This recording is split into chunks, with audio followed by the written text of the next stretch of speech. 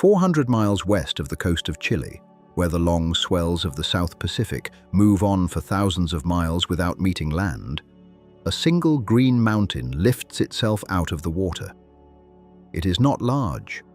A man could walk its length in a day if the ridges allowed it, though they rarely do, for the island is folded and steep, its spine rising into cloud, its flanks dropping in dark ravines to narrow beaches where the sea works patiently at the black stone. Mist gathers on the high forest and drips from the great ferns. Streams thread down through the trees and pool in cold hollows before slipping into the sea. Sea lions haul themselves onto the rocks and lie in the sun. Colonies of birds wheel above the cliffs, calling in a language older than any name men have given this place. And on the open slopes, where the trees give way to grass, herds of goats move slowly across the hillsides, cropping the green, watching the empty horizon with their strange sideways eyes. They had been left there long before, by sailors who thought they might one day return and find meat waiting. The sailors seldom returned. The goats stayed and multiplied and forgot the men entirely, and became, in their small and stubborn way, the lords of the island. For most of its existence, this mountain in the sea had known no human voice at all. It lay so far from anything that even the mariners of the great age of sail passed it by, a smudge on the western edge of their charts, a place to take on water and wood if the wind and the need agreed, and then to leave behind. The Spanish had named the archipelago after the pilot who first sighted it, Juan Fernandez, a man who came and went and left little more than his name upon the water. There were 3 islands in the group, scattered across the ocean like stones dropped from a careless hand, and this one, the largest, the nearest to the mainland, was known to those few who knew it at all as Mas a Tierra, the island closer to the land. It was a lonely designation for a lonely place. The nearest human settlement lay days of hard sailing to the east, and between the island and that distant shore there was nothing but water and weather and the slow turning of the stars. It was to this island, in the opening years of the 1700s, that the tides of history brought a young man from a small fishing town on the far side of the world, and left him there, and sailed away.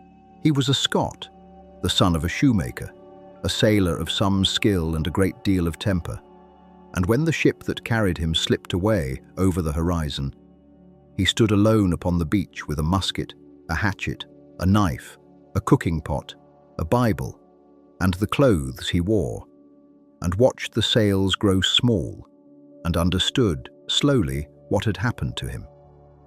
He would remain upon that island for 4 years and 4 months. He would speak to no other human being in all that time. He would live among the goats and the cats and the seals, and he would learn to survive in a way that few men before or since have ever needed to learn. And when at last he was taken off the island, he would carry back into the world a story so strange and so quietly astonishing that it would outlive him by centuries, and would come, in time, to shape one of the most famous books ever written in the English language. His name was Alexander Selkirk. He is remembered now, when he is remembered at all, as the real Robinson Crusoe, the living man behind the invented castaway. And there is truth in that, though the truth is more tangled and more human than the legend allows. For Selkirk was no fictional hero, patient and pious, and endlessly resourceful. He was a difficult, restless, quarrelsome man who had gone to sea partly to escape the consequences of his own bad behavior, and who found himself marooned not by shipwreck or misfortune, but, in large part, by his own stubborn insistence. And what happened to him on that island, in the long silence of those years, was not only a tale of survival against the sea. It was something quieter and stranger. It was the story of a man left alone with himself for longer than he could have imagined bearing, and of what he discovered in that solitude, and of the peace, hard won and never quite complete, that he seemed for a time to find there. If you find yourself drawn to these forgotten voyages, to the quiet corners of the past where ships and their crews slip out of the record and into legend, consider following along and letting these stories keep you company on other still evenings such as this one. There are many more to tell, and the sea has never run short of them. To understand how Selkirk came to be standing on that beach, watching his one connection to the world of men sail away, we must go back, and go far, to the age that produced him. It was an age of sail and of ambition, and of a particular kind of legalized sea robbery that the great powers of Europe had raised almost to an instrument of state.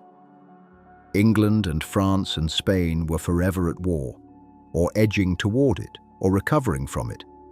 And the wars were fought not only in the fields of Flanders and the courts of kings, but out upon the wide oceans, where the wealth of the Americas flowed, slowly homeward in the holds of Spanish galleons, gold and silver from the mines of Peru, spices, dyes, the plundered abundance of 2 continents, all of it crossing the water in ships that were heavy and slow and tempting beyond measure. And so there arose a breed of men who made it their business to take that wealth for themselves, sailing under letters of commission from their own governments that transformed simple robbery into an act of patriotic war. They were called privateers. They were pirates with paperwork, adventurers with a license, and in the harbours of England they were half admired and half feared. And a great many young men with nothing to lose and a hunger for fortune signed themselves aboard their ships. The waters off the western coast of South America, the great Pacific side that the Spanish regarded as their own private lake, were the richest hunting grounds of all and the most dangerous to reach. To come at them, a ship had to sail the length of the Atlantic and then round the very foot of the continent, past the dark cliffs of Cape Horn, where the seas of 2 oceans meet and rise into mountains of water, where the wind blows without ceasing and the cold reaches into the marrow, and where more than a few proud ships had gone down with all hands and never been heard from again. Those who survived the passage entered a sea that few English vessels dared to trouble, and there, if fortune held, they might take a Spanish prize worth more than a lifetime of honest labour ashore. It was a gamble of the highest kind, life staked against gold, and the men who played it were not, on the whole, gentle men. They were hard, and they were driven, and among them, in the year 1703, sailed a young Scottish navigator named Alexander Selkirk, aboard a small and leaking ship called the Cinque Ports, bound for the far side of the world, and a destiny that no one aboard could yet imagine. He had been born in the year 1676, in the small Scottish town of Lower Largo, which sits on the northern shore of the Firth of Forth, in the county of Fife, where the land runs down in green fields to a sheltered bay, and the fishing boats come and go with the tide. It was a modest place, a huddle of stone houses and salt-stained cottages, a harbour, a church, and the constant presence of the sea, which gave the town its living and took its share of the town's sons in return. Alexander was the 7th child of John Selkirk, a shoemaker and tanner of the town, and his wife, Euphan Mackey. The family name was properly Selkirk, and it was only later, out in the wider world, that Alexander would smooth it into the softer Selkirk by which history would come to know him. He grew up in the smell of leather and tanning pits, among the tools of his father's trade, in a household that was neither poor nor prosperous, but respectable in the careful, watchful way of a small Scottish town, where a man's conduct was the business of his neighbours, and his soul the business of the kirk. And the kirk, in that time and place, was a presence that ordered every part of life. The Presbyterian Church of Scotland held its congregations to a strict account, and the elders of the parish, gathered as the kirk session, kept a close watch on the morals of the people. Drunkenness, quarrelling, breaking of the Sabbath, any disorder or scandal, These were matters brought before the session and answered for in public. And the young men of the town learned early to fear the summons to stand before the elders and be rebuked in front of their fellows. Alexander Selkirk was a young man who did not easily submit to such authority. From what little the records tell us, he was hot-tempered and unruly, quick to anger, quick to raise his fists, a source of frequent trouble to his family and to the good order of the town. There is a record, preserved in the session books of the parish, of the young Selkirk being summoned to answer for his conduct after some disturbance in the church itself, an unseemly outburst that had shattered the quiet of worship. He did not appear when called. He had, the record notes, gone to sea. That flight to the sea was the shape of his whole early life. He was a boy who chafed against the smallness of the town, against the endless watching, against the weight of a future that promised only the tanning pit and the shoemaker's bench, and the same faces in the same pews until he died. The sea offered the opposite of all that. It offered distance and danger and the possibility of fortune, and above all, it offered escape. And Selkirk, who was proud and headstrong and hungry for something he could not have named, went to it as a drowning man reaches for air. He is thought to have first gone to sea in his early 20s, and to have learned there the hard practical craft of the sailor, the reading of charts and stars, the handling of sail, the trigonometry of navigation that separated the common seaman from the officer. He was, by all accounts, genuinely able. Whatever his faults of temper, he had a good mind for the sea, and he rose in time to the rank of sailing master, the officer responsible for the actual navigation of a vessel, a position of real skill and real responsibility, and no small achievement for a shoemaker's son from a fishing town in Fife. We know little of these first voyages, for they left few traces in the record. He seems to have spent time in the waters of the West Indies and along the coasts of the Americas, in the company of the buccaneers and privateers who worked those seas, learning their trade and their temper. It was a schooling in a particular kind of life, at once free and lawless and desperately hard, where a man's worth was measured in courage and skill, and the willingness to hazard everything on a single throw. By the time he returned to Scotland at the turn of the century, he was no longer the raw and quarrelsome boy who had fled the Kirk session, but a seasoned mariner in his mid-20s, weathered by years upon the water, carrying within him the restless hunger that the sea had fed, rather than cured.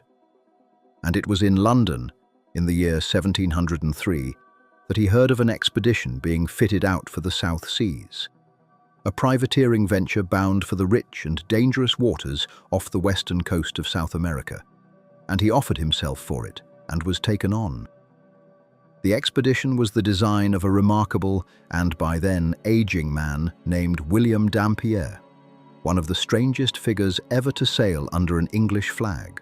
Dampier was a buccaneer, a navigator, an explorer, and a naturalist of genuine gifts, a man who had circumnavigated the globe more than once and had written a book of his travels that had made him famous throughout England, admired by the learned and the curious for the precision of his observations of distant lands and peoples and creatures.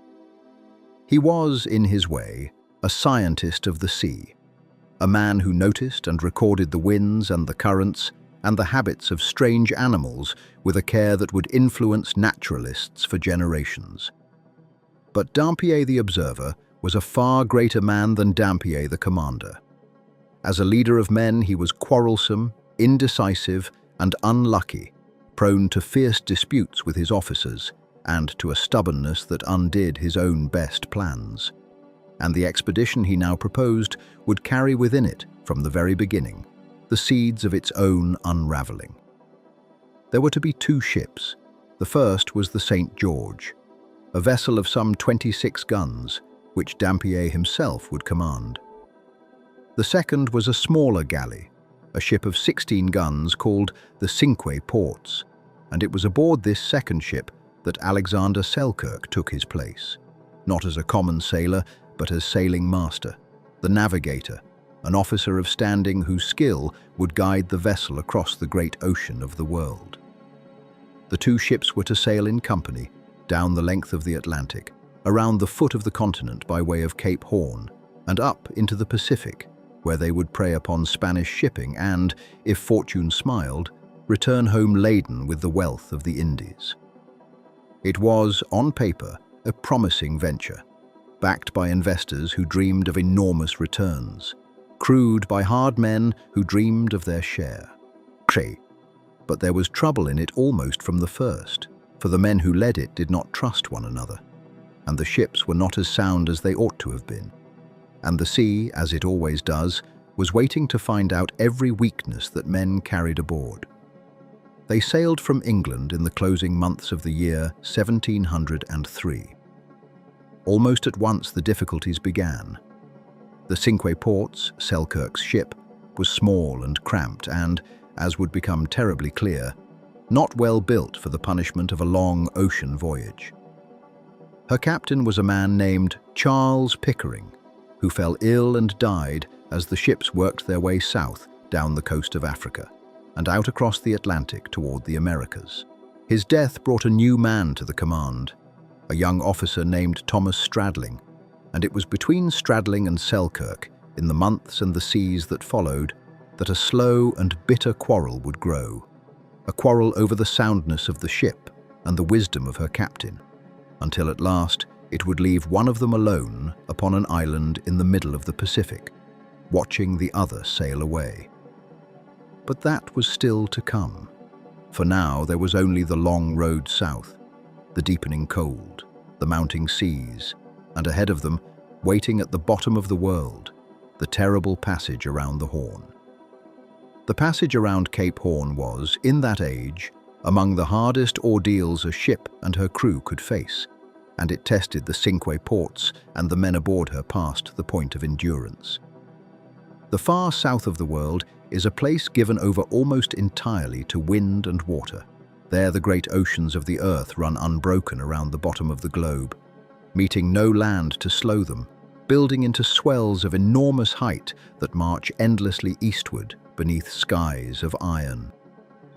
The cold comes up from the ice at the world's foot and settles into everything, into the rigging and the timbers and the bones of the men, and the wind blows day after day without pause, tearing at the sails, driving the ships backward for every mile they gain.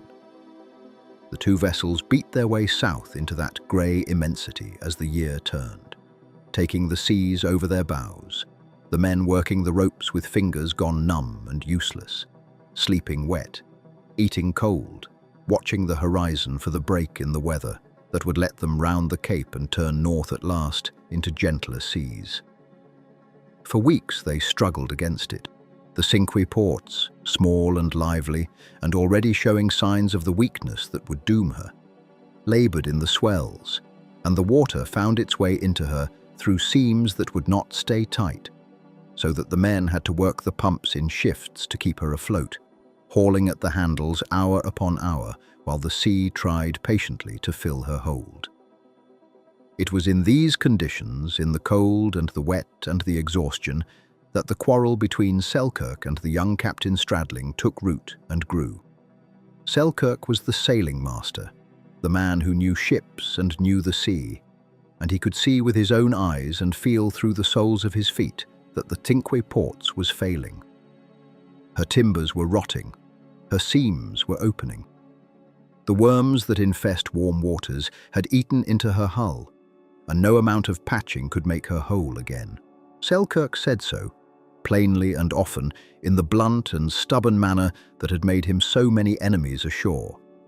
And Stradling, young and proud and unwilling to be lectured by his sailing master, did not care to hear it. Between them the air grew cold as the seas around them, and the crew, watching, divided in their sympathies and their fears. At last, battered and leaking but still afloat, the ships won their way around the Horn and turned north into the Pacific, and the terrible seas fell behind them, and the air began, by slow degrees, to warm. But their troubles did not end with the weather. In the vastness of the Pacific, the two ships lost sight of one another for a time, and when they met again, the men were sick and the water was low, and both vessels were in poor condition. They agreed to make for the one place in all that ocean where an English ship could hope to find fresh water and wood and a measure of safety: the lonely archipelago of Juan Fernandez, 400 miles off the Chilean coast, where the largest island, Mas a Tierra, offered sheltered anchorage and running streams, and the goats that earlier sailors had left there for just such a need. It was a haven known to the buccaneers, a place to rest and repair and take on supplies before returning to the hunt, and the ships turned toward it as toward a promise of relief. They came to the island early in the year 1704. It rose before them out of the sea exactly as it had risen for the few who had seen it before, a green mountain wrapped in cloud, its forests dark upon the heights, its beaches narrow beneath the cliffs, the surf working white along the black rocks at its feet. The men brought the ships into the bay on the northern side, where the water was deep and the anchorage good, and they went ashore to fill their casks at the cold streams, and to hunt the goats upon the hillsides, and to breathe, for a little while, the still air of solid ground beneath their feet.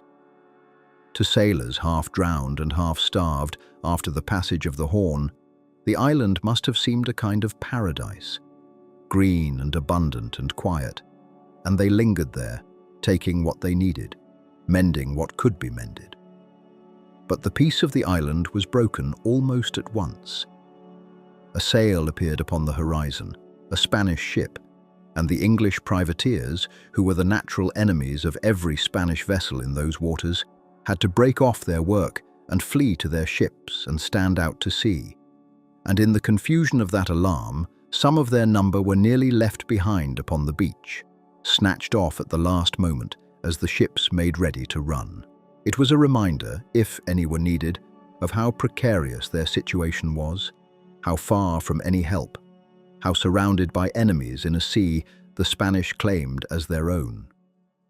And it was during this same troubled visit to the island that the long quarrel between Alexander Selkirk and Captain Thomas Stradling came at last to its breaking point, and set in motion the strange chain of events for which Selkirk would be remembered forever after. For Selkirk, standing upon the deck of the Cinque Ports as she rode at anchor in the bay, had made up his mind about the ship. She was, he believed, no longer seaworthy. The worms had done their work, the timbers were failing, and to sail her on into the Pacific, into more months of hard voyaging far from any port where she could be properly repaired, was in his judgment to invite her loss and the deaths of every man aboard. He said as much to Stradling, forcefully and repeatedly, as was his way. And he went further. He declared that he would rather remain behind, alone, upon the island, than sail 1 mile further in a ship he believed to be doomed. It was, at bottom, a gamble, and perhaps in part a threat, a way of forcing the captain's hand, of shaming him into staying to careen and repair the vessel properly before going on. Selkirk seems to have expected that others would take his side, that some of the crew shared his fears and would join him in refusing to sail, and that Stradling, faced with such a stand, would be compelled to see reason. But Selkirk had misjudged the moment, and misjudged his captain, and misjudged the temper of the men. Stradling, young and stubborn, and long weary of his sailing master's stubbornness, did not yield. He called Selkirk's bluff. If Selkirk wished to remain upon the island, then he might remain, and welcome, and the ship would sail without him. And when the moment came, and Selkirk looked to his fellows for the support he had counted on, he found that no one else was willing to join him. Whatever they thought privately of the ship, they were not prepared to be marooned upon a speck of land in the middle of the Pacific on the strength of the sailing master's warnings. One man alone would be left, and so Selkirk's gamble collapsed beneath him, and he found himself, quite suddenly, facing the thing he had proposed as a bluff, transformed into a sentence he could not take back. There was a moment, the accounts tell us, when his resolve failed him. As the ship's boat prepared to carry him and his few possessions ashore, as the reality of what was happening broke fully upon him, Selkirk seems to have wavered, to have called out that he had changed his mind, that he would sail after all, that he did not truly wish to be left. But Stradling, cold now and unforgiving, would not have him back. The captain had had enough of Alexander Selkirk and his warnings and his temper, and if the man wished to be put ashore, then ashore he would stay. His pride, once staked so publicly, had trapped him. His bluff had become his fate. And so the boat carried him to the beach and set him down upon the sand with his sea chest and his few tools and his musket and his Bible, and pulled away and returned to the ship and left him standing there alone. The ship did not leave at once. For a little while the Kinquay ports remained at anchor in the bay, finishing her business of water and wood, and Selkirk could see her there, riding on the swell, her masts and rigging dark against the bright sky, near enough that a strong swimmer might almost have reached her. That, perhaps, was the hardest part of all. The nearness of the thing he had lost, the sight of the deck he had walked, and the men he had sailed with going about their tasks a short stretch of water away, while he stood upon the sand and couldn't go to them. He had made his choice, and the choice had hardened around him, and there was no undoing it. He watched, and he waited, and at last, when her casks were full and her repairs were done, the ship weighed anchor and made sail and stood out of the bay, and the wind took her, and she grew smaller and smaller, and slipped at last below the rim of the world, and was gone. And Alexander Selkirk was alone upon the island, more completely alone than almost any man of his age, 400 miles from the nearest shore and thousands from his home, with no certain prospect that any ship would ever come for him again. The despair of those first days must be counted among the heaviest burdens a human spirit can carry. All the accounts that later came from Selkirk himself agree upon this, that in the beginning his solitude very nearly undid him. He did not stray far from the shore. He built himself no shelter of any consequence and made no proper provision for living, but stayed close to the water's edge, upon the beach where the boat had set him down, gazing out at the empty sea in the desperate hope that a sail might yet appear and carry him away. He ate little, only the shellfish he could gather from the rocks and the seals that hauled up onto the beach. And he slept poorly, and he sat for long hours looking eastward across the water in the direction the ship had gone. And something in him, some essential faith in his own future, seemed to close down and go dark. He had brought a Bible ashore with him, among his few possessions, and in those first weeks it became, by his own later telling, his one comfort and his one companion, and he read it aloud to himself, and sang the psalms he had learned as a boy in the kirk at Largo, partly for the comfort of the words and partly, one imagines, simply to hear a human voice in all that silence, even if the voice was only his own. For it was the silence as much as the loneliness that pressed upon him. On the island there was no shortage of sound. The surf worked ceaselessly along the rocks. The wind moved through the forests on the heights. The birds cried above the cliffs. The seals grunted and bellowed on the beaches, and the goats called to one another across the hillsides.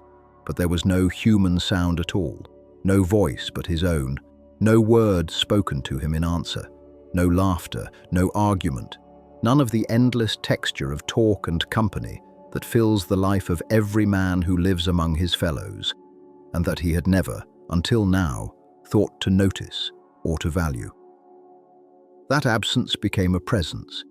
It filled the days and haunted the nights, and in the long dark hours it worked upon his mind, so that he came, in that first stretch of his exile, close to a kind of breaking, a despair so deep that he later confessed he had feared he might not survive it. that the loneliness itself might do what the sea and the Spanish had not. And yet he did survive it. Slowly, by degrees so gradual that he could not afterward have named the day the change began, the despair loosened its grip, and something in him turned back toward life. Necessity, perhaps, played the largest part in his recovery.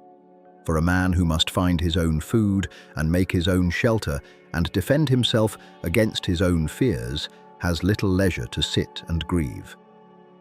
Hunger drove him from the beach in search of better food. The rats that infested the shore, drawn to the wreckage and refuse of earlier sailors, gnawed at his feet while he slept and would not let him rest, and drove him at last to move inland, away from the water's edge, up into the interior of the island where the goats ranged and the streams ran clear and the air was sweeter. And as he moved and worked and began the long labor of making a life where no life had been provided for him, the darkness in his mind began to lift, and he found, to his own surprise, that he could go on, and that going on grew easier by small increments with every day that passed. He had brought certain things ashore with him, and upon these few possessions his survival at first depended. He had a musket and a quantity of gunpowder and shot, and with these he could hunt the goats for meat. He had a hatchet and a knife, tools for cutting wood and butchering and building. He had a cooking pot in which to boil his food. He had a flint and steel for the making of fire, and some tobacco, which he valued, and a length of line, and his navigator's instruments, and his sea chest, and his bedding, and the clothes upon his back, and the Bible that had become his solace. It was not much with which to face the years, but it was more than nothing, and in the hands of a resourceful man it was enough to build upon. Selkirk was, whatever else might be said of him, a supremely practical and capable man. And once he had turned his face from despair and set himself to the work of living, he proved himself equal to it in ways that would later astonish the men who found him. His first great task was shelter. Moving inland, he chose a place in a green valley where 2 streams ran and the ground rose gently and the goats grazed nearby. And there he built himself not 1 but 2 huts, small structures of wood cut with his hatchet and roofed with the long grass of the island, and lined, in time, with the skins of the goats he killed. The larger of the 2 he used for sleeping and for shelter from the frequent rain, and here he kept his fire burning, and read his Bible, and sang his psalms, and slept upon a bed of goatskins raised off the ground. The smaller hut, set a little apart, he used as a kind of kitchen, a place to prepare and cook his food, so that the smoke and the smell of cooking need not fill the place where he slept. It was a modest domain, 2 rough huts in a green valley on a mountain in the sea, but it was his, made by his own hands, out of the raw materials of the island. And as the weeks became months, it grew from a bare refuge into something that could almost be called a home. Fire he guarded as his most precious possession, for he had the means to make it, but understood how much easier it was to keep a flame alive than to kindle a new one. And so he tended his hearth with care and kept it burning through the long nights. Water he had in abundance from the cold streams. And food, once he had roused himself to hunt for it, the island supplied more freely than he could have hoped, for the goats that ranged the hillsides were many, and though they were wild and swift and shy of him at first, they were also, to a man with a musket and patience and a growing knowledge of their ways, a reliable source of meat. So the frame of a life began to take shape around Alexander Selkirk, board by board and day by day, and the man who had nearly perished of despair upon the beach became, without quite noticing the moment of his own transformation, a man who lived. The hunting of the goats became, in time, one of the central occupations of his life upon the island, and a measure of how far his skills and his strength increased across the long months of his solitude. At first he hunted them with his musket, stalking them upon the open hillsides, bringing them down at a distance with powder and shot. But his powder was not endless, and he knew that a day must come when the last of it was spent. And so he began, with the foresight of a man who understood that he might be many years upon that island, to husband it carefully and to teach himself another way. He learned to run the goats down on foot. It seems scarcely believable that a man could outrun a wild goat upon the broken slopes of a mountainous island, and at first he could not. But the body adapts to what is asked of it, and Selkirk, going barefoot for his shoes, had long since rotted away, and living hard upon lean meat and the herbs of the island, grew lean and swift and tireless in a way that no life ashore could ever have made him. In time he could chase the goats across the steepest ground and catch them with his hands, and he grew so fleet and so sure-footed upon those hillsides that the men who eventually found him could scarcely credit what they saw, and could not themselves keep pace with him, though they were sailors in the prime of their strength. He kept a reckoning of the goats he took. By the end of his time upon the island, he had killed, by his own count, some hundreds of them, and he had caught and marked and released many more, slitting their ears so that he might know them again, so that in later days, when he was an old man, there might still be goats ranging those hills, bearing upon their bodies the sign of his passing, a strange and quiet monument to the years he had spent among them. From the goats came not only his meat but his clothing, for the garments he had brought ashore wore out and fell to pieces long before his exile ended, and he was obliged to make himself new ones from the skins of the animals he killed. He had no proper needle, and so he fashioned one from a nail, and he sewed the skins together with narrow strips of hide or with unraveled threads from his old worn clothing, stitching himself a rough coat and cap and breeches of goatskin. The hair turned outward, so that by the end of his time upon the island, he was clad entirely in the hides of the creatures he had hunted.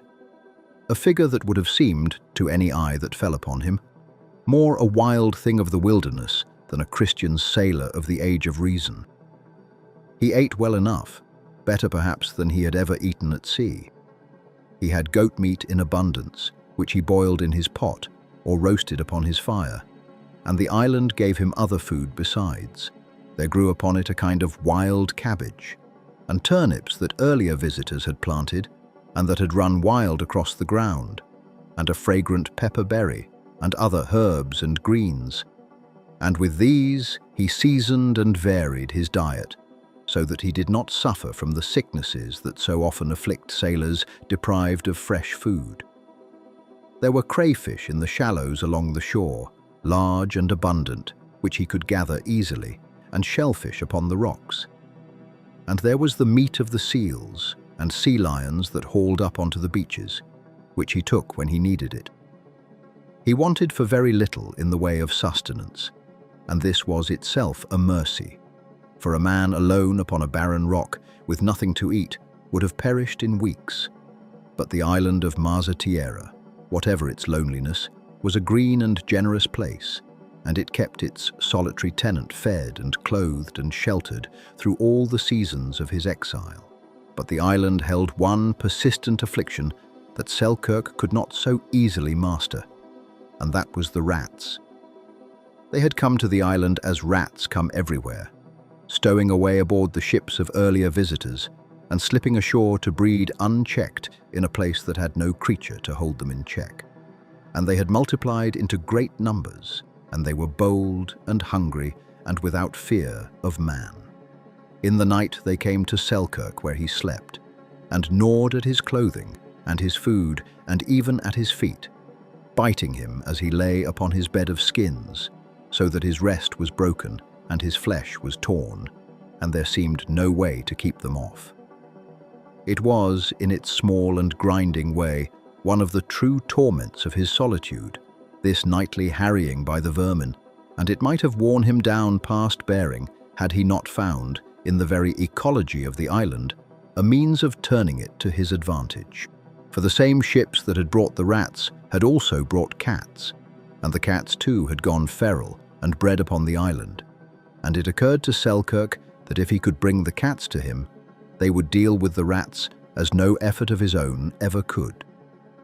And so he set himself to the patient work of taming the wild cats of the island.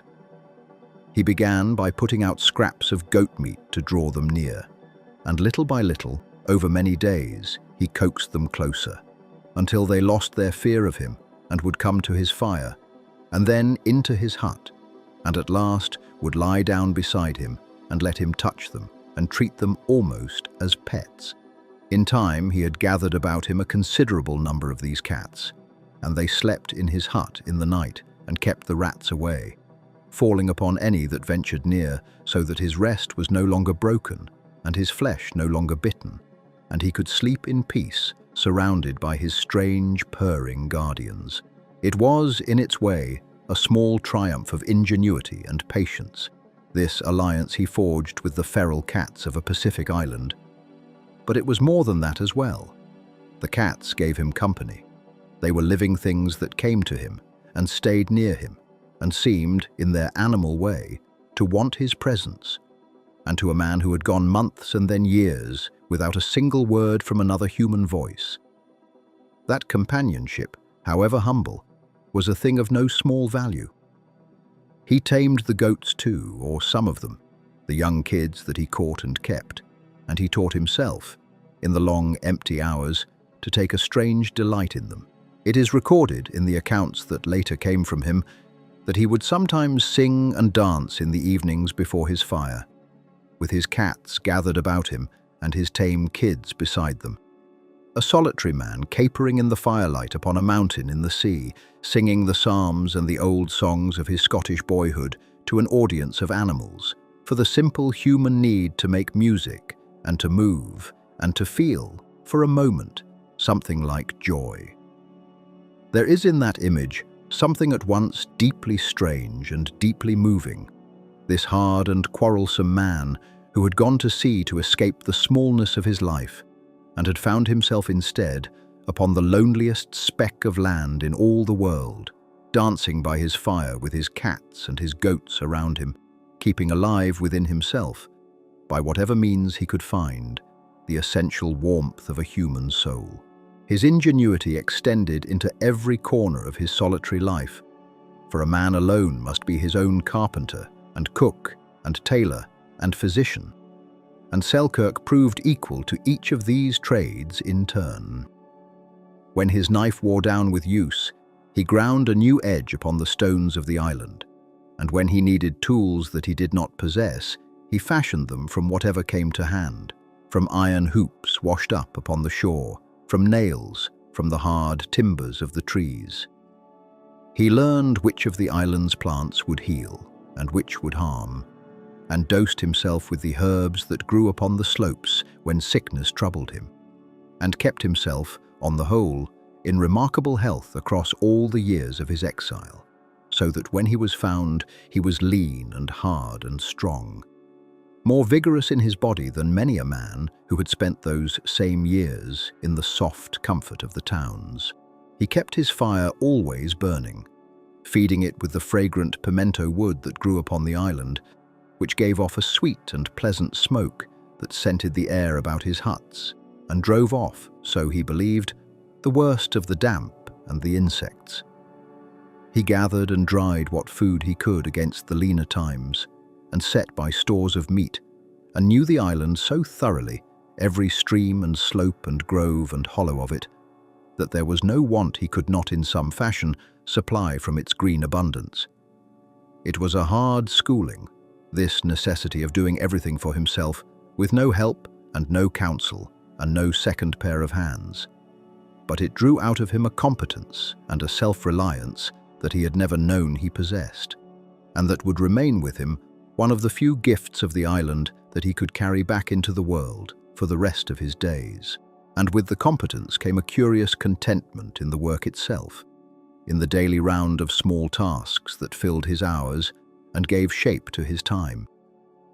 There is a peace that comes to some people in the doing of simple, necessary things with the hands, in the making and mending and gathering and tending that sustain a life. And Selkirk, who had been all his days a restless and dissatisfied man, seems to have found in the plain labour of his island's survival a satisfaction that had always eluded him ashore. Each day brought its tasks, and each task, once done, brought its small reward. And in the steady accumulation of these done things, these fires tended, and skins sewn, and goats caught, and huts kept whole, there was a quiet meaning that asked nothing of the wider world, and depended on no one but himself. It was, perhaps, the nearest thing to happiness that a driven and quarrelsome man could have found. This simple sufficiency, this being wholly the master and the servant of his own small life. And it was one more of the strange gifts that the loneliest place on earth gave, without asking, to the solitary man who had been cast upon it.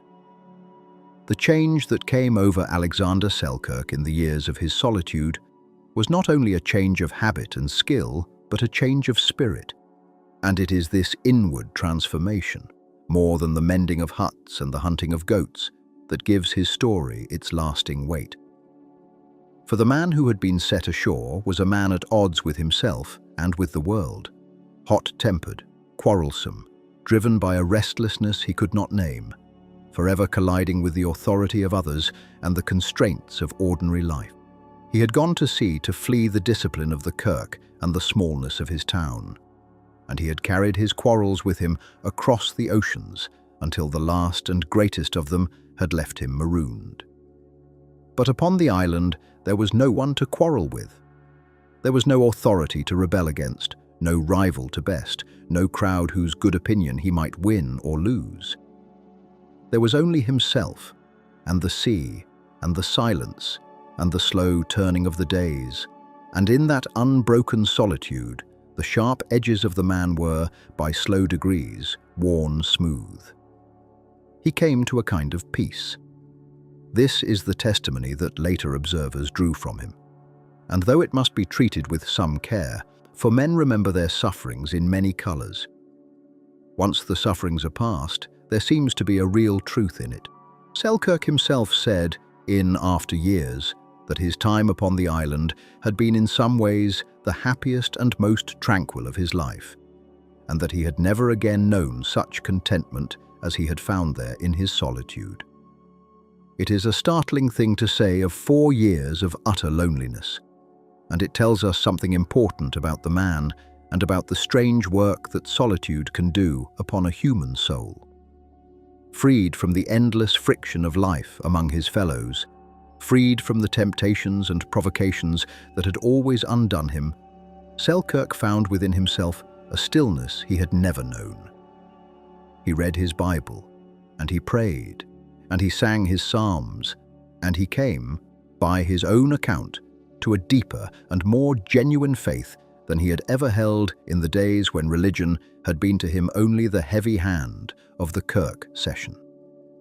Alone with his God upon that mountain in the sea, he found something like reconciliation with his Maker and with himself. Time upon the island moved differently than time in the world of men.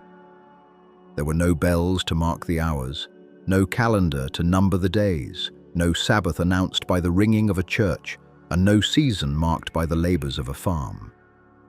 There was only the rising and setting of the sun, the waxing and waning of the moon, the slow procession of the stars across the southern sky, and the turning of the year from the warm months to the cool and back again. Selkirk kept what reckoning he could, notching the passing days upon a post or in his memory. But the exact count of time grew hazy in that changeless place, and the days ran together into weeks, and the weeks into months, and the months into years, until the very shape of time seemed to soften and dissolve. He rose with the light and slept with the dark. He hunted when he was hungry and rested when he was tired. He watched the weather and the sea and the movements of the animals, and he lived, as few men of his civilized age had ever lived, entirely within the rhythms of the natural world, with nothing between himself and the elements but the huts he had built and the skins he had sewn. He kept his mind alive against the corrosion of solitude by every means he could devise.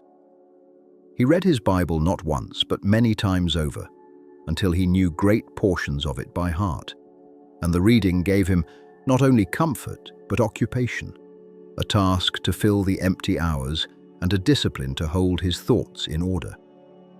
He spoke aloud to himself, to his cats, to the goats, to the God he prayed to, keeping his tongue and his voice in use lest he lose, as men in long solitude have been known to lose, the very power of speech.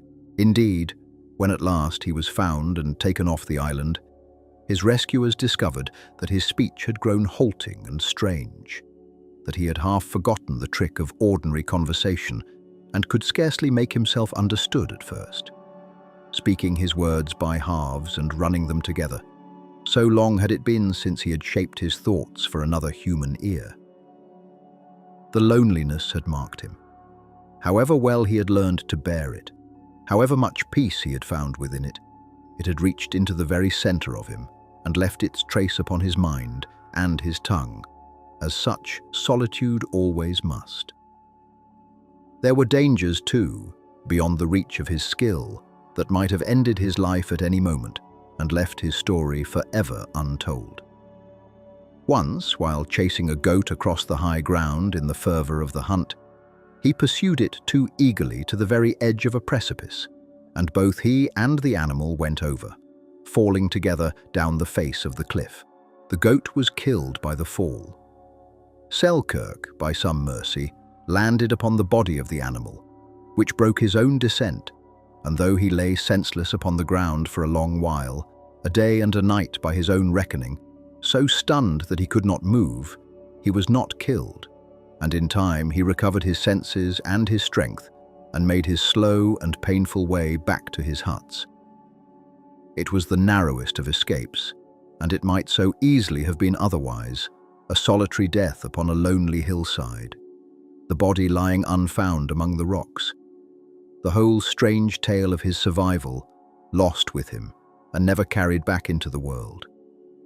That he lived, that the goat broke his fall, that he found the strength to crawl home and to heal.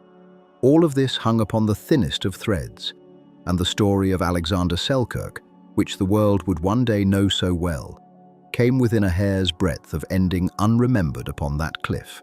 For all his hard-won peace, he did not cease to hope for rescue, and the hope was itself a kind of torment, for it was so seldom answered.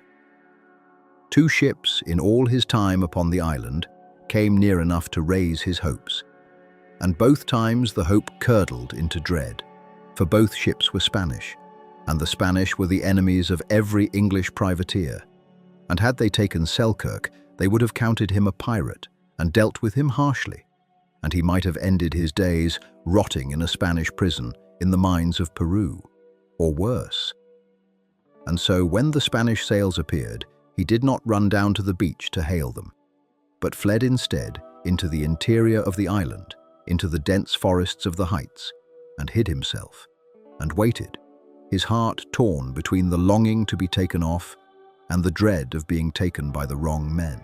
On one such occasion, the Spanish sailors came ashore and glimpsed him, and gave chase, and even fired upon him as he fled. But he knew the island as they did not, and he climbed into the thick canopy of a great tree, and hid there among the leaves while they passed beneath him, and searched, and at last gave up, and returned to their ship, and sailed away. So even his hope of rescue was a double thing, edged with fear, and he learned to hold it warily, and to trust, more than in any passing sail, in the huts he had built, and the food he had gathered, and the peace he had made within himself, against the long uncertainty of his days. And yet, while Selkirk lived out his days upon the island, hunting his goats and tending his fire and hiding from the Spanish sails, there was a thing that he could not know, a thing that would, had he known it, have altered the whole colour of his exile. For the warning he had given aboard the Cinque Ports, the warning that had gone unheeded and had cost him his place among men, had proved to be entirely true. The ship he had judged unseaworthy, the ship he had refused to sail on, the ship whose captain had left him upon the beach rather than hear his counsel, had indeed been doomed, exactly as he had said. Not long after she sailed away from Juan Fernandez and left Selkirk behind, the Quinque ports met the fate her sailing master had foreseen. Her rotten timbers gave way at last, and she foundered in the open sea off the coast of what is now Colombia, and went down, and most of the men aboard her were lost with her, drowned in the Pacific that Selkirk had feared would swallow them. Of those who survived the sinking, a small remnant, they were taken by the Spanish and carried into captivity, and endured years of harsh imprisonment in the very fate that Selkirk had dreaded for himself. Among the handful who lived was the young Captain Thomas Stradling himself, who had called Selkirk's bluff and put him ashore, and who now paid for his stubbornness with the loss of his ship and the deaths of most of his men and long years of his own imprisonment in Spanish hands. So the reckoning came, in the end, exactly as the sailing master had warned that it must, and the man who had been left behind, alone upon a lonely island, was in truth the only one of that ship's company to be spared the disaster. Selkirk's marooning, which had seemed to him and to his shipmates a kind of sentence, a punishment for his stubbornness and his pride, had been in fact his salvation. The very obstinacy that had set him ashore had saved his life. Had he swallowed his pride and sailed on, had his bluff not hardened into fate, he would in all likelihood have gone to the bottom with the Cinque Ports, or wasted away in a Spanish prison, and the world would never have heard his name at all. It is one of the great ironies of his story, and one that he himself could not have appreciated in the years of his exile, that the island which held him captive was also the thing that kept him alive. But he did not know it. Through all the long months, through the loneliness and the labor and the narrow escapes, he lived in ignorance of his own good fortune, believing perhaps that his old shipmates were even then completing their voyage and returning home to England laden with Spanish gold, while he remained forgotten upon his island at the bottom of the world. He could not know that the sea had already claimed them, that his warning had been proven true at the cost of their lives, that of all that company he alone still drew breath beneath the southern sky. He knew only his own solitude and the slow accumulation of his days, and the fading hope that some ship, some friendly ship, might one day come and take him home. And so he went on, hunting and building and reading and singing, marking the seasons as they turned, watching the horizon that gave back nothing but water and sky, a solitary figure upon a green mountain in an empty sea, waiting for a rescue that seemed, as the months lengthened into years, less and less likely ever to come. The years he spent upon the island came, in the end, to number 4 and something more than 4 months, a span of time that is easy to state and almost impossible to imagine. Consider what it is to pass a single day entirely alone, without the sight or sound of another human being, and then to pass another and another, and to know that there is no certain end to the succession of such days, that they may go on until death. Consider the winters, if the mild seasons of that latitude may be called winters, the long nights of rain drumming upon the grass roof of the hut, the wind coming off the sea, the fire the only light, and the cats the only company, and no voice, no word, no touch of another hand, for month upon month upon month. Consider the summers, the bright, empty days upon the hillsides, the goats grazing, the sea glittering to the horizon, and beyond it, the whole world of men going about its business as though the island and its solitary tenant did not exist. It is a weight that would have crushed most men. That Selkirk not only bore it, but, by his own account, came to find within it a measure of peace, is the true marvel of his story, greater than any feat of survival, greater than the running down of goats or the taming of cats. For survival, after all, is only the outward part of the tale. Many men have survived shipwreck and marooning, have found food and made shelter and lived to be rescued. And their stories, brave and terrible as they are, do not lodge in the imagination as Selkirk's has done. What sets his story apart? What has kept it alive for 3 centuries and made it the seed of one of the world's most beloved books is the inward part. The question of what solitude does to the soul of a man, whether it destroys him or remakes him, whether a person cut off entirely from his own kind can remain fully human, or must lose some essential part of himself, or might, against all expectation, find some part of himself he had never known he possessed. Selkirk's answer, insofar as we can read it in the accounts that survive, is a complicated and hopeful one. He was marked by his solitude, halting in his speech, strange in his manner, half wild in his goatskins. But he was not destroyed by it. He came out of it, in some ways, a better man than he had gone in, quieter, deeper, more at peace. And if the peace did not last long, once he was returned to the world of men, that is perhaps less a failing of the island than a truth about the world. There is a temptation, in telling such a story, to make of the island a paradise, and of the solitude a blessing, to imagine that Selkirk found upon that green mountain a simplicity and a serenity that the crowded, quarrelsome world can never offer. And there is something in that, but it would be a false and easy thing to press too far. Selkirk did not choose his solitude freely, or not in any true sense, for his choice had been a gamble and a bluff that trapped him.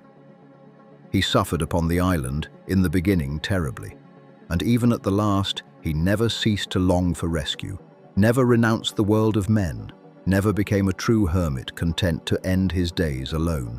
The peace he found was the peace of a man making the best of a hard fate, not the peace of a saint who had turned his back on the world. And when the chance of rescue came at last, after all those years, he did not hesitate or waver, or ask to be left in his solitude.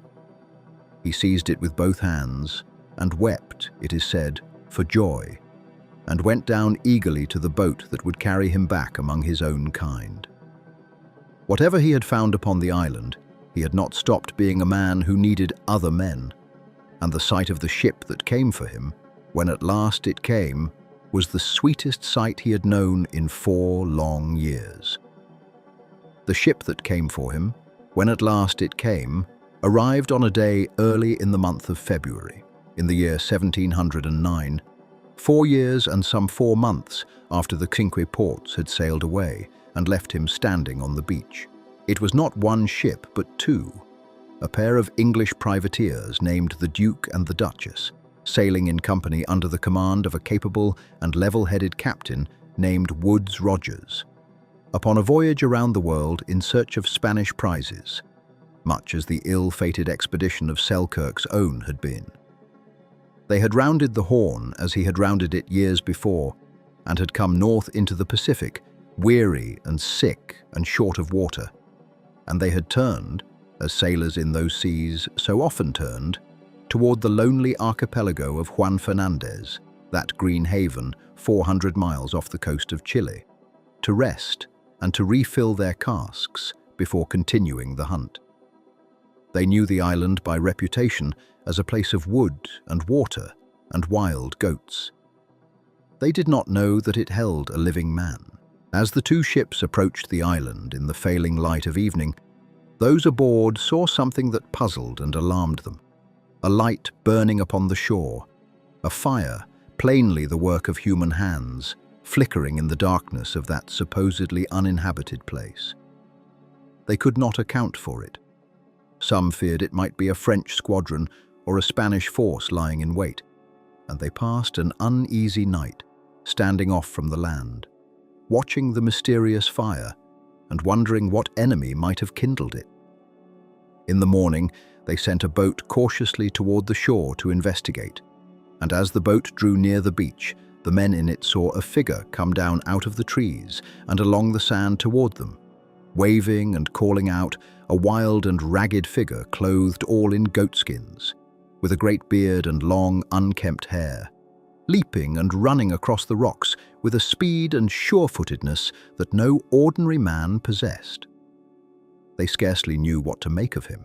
He seemed more beast than man, this bounding apparition in his shaggy hides, and when he tried to speak to them, the words came out broken and halting, half-swallowed, scarcely intelligible.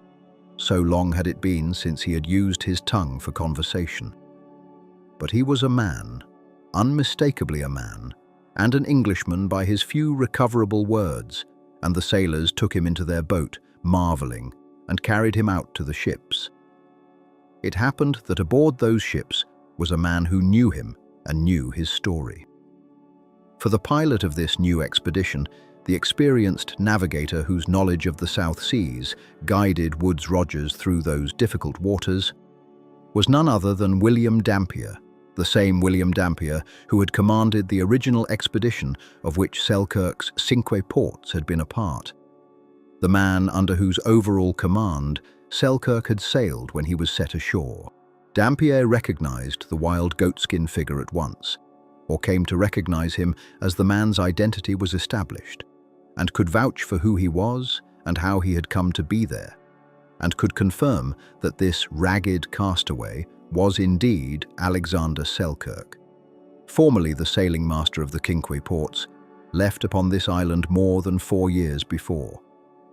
And Dampier, whatever his failings as a commander, gave Selkirk his due, telling Woodes Rogers that Selkirk had been the best man aboard the Cinque Ports, an able and valuable sailor, so that Rogers, hearing this, took Selkirk into his own company and in time made him a mate aboard the Duke, restoring him at a stroke from a wild man of the wilderness to an officer of a king's privateer.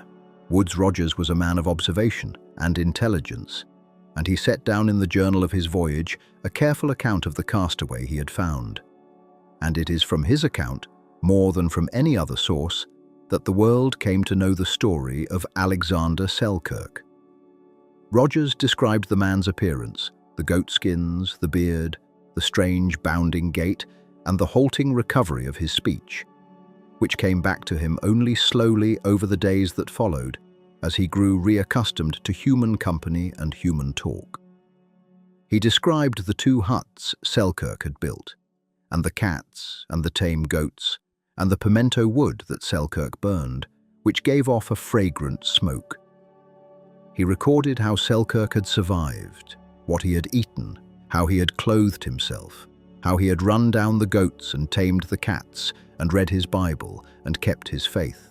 And he recorded, too, the man's difficulty in returning to the ordinary comforts of civilized life. How at first Selkirk could not stomach the ship's food or drink. How the salt meat and the strong liquor disagreed with a body long accustomed to fresh goat and clear water. How he could scarcely wear shoes again, his feet having grown so hard and so spread from years of going barefoot that when he first put on shoes, his feet swelled and pained him. The island had reshaped him, body and speech and spirit, and the marks of it were slow to fade.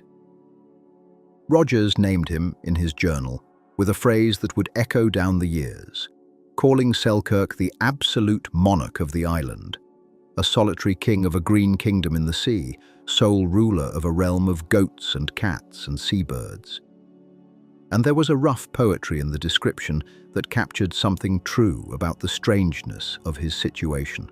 For 4 years, Selkirk had indeed been the master of all he surveyed, answerable to no man, ordering his own days entirely as he wished, a monarch of the most complete and lonely kind, whose subjects could not speak to him, and whose kingdom held no other human soul. And now, in the space of a single morning, that solitary reign was ended, and he was once more a man among men, a mate aboard a crowded ship, subject to the discipline of the sea and the company of his fellows, restored to the world he had so long been cut off from. It must have been a strange homecoming, at once longed for and disorienting, to pass in a matter of hours from 4 years of utter solitude into the noise and crowd and bustle of a ship's company. And Selkirk seems to have found it hard, at first, to bear the sudden press of human voices after so long a silence. But he adapted, as he had adapted to everything, and he took up his place aboard the Duke, and proved himself once more the able seaman that Dampier had promised, and even, in a fitting turn, was given command of one of the prizes the expedition took, so that the marooned castaway became in time the master of a captured ship, sailing her under Woodes Rogers as part of the privateering fleet. His skills had not deserted him. The years upon the island had not dulled his seamanship, and once the strangeness of his return had worn away, he was as capable a mariner as he had ever been. He knew those seas, he knew ships, he knew the goats and waters of Juan Fernandez better than any man alive, and he made himself useful to the expedition in 100 ways. And so the long chapter of his solitude closed, and a new chapter opened, and Alexander Selkirk sailed on with the Duke and the Duchess into the wide Pacific. A free man once more, bound at last, by the long way round the world, for home. The voyage that carried Selkirk home was itself a long and eventful one, for the expedition of Woodes Rogers was among the most successful privateering ventures of the age, and it was more than 2 years yet before its ships would drop anchor again in an English harbour. From Juan Fernandez, the Duke and the Duchess sailed north along the coasts of Peru and Mexico, taking Spanish prizes as they went, raiding the ports and shipping of the Spanish Empire in the Pacific, gathering wealth and captives and provisions. Selkirk, restored to his rank and given at length command of a captured vessel, played his full part in these enterprises, and shared, when the accounting came, in the great profits that the voyage would eventually yield.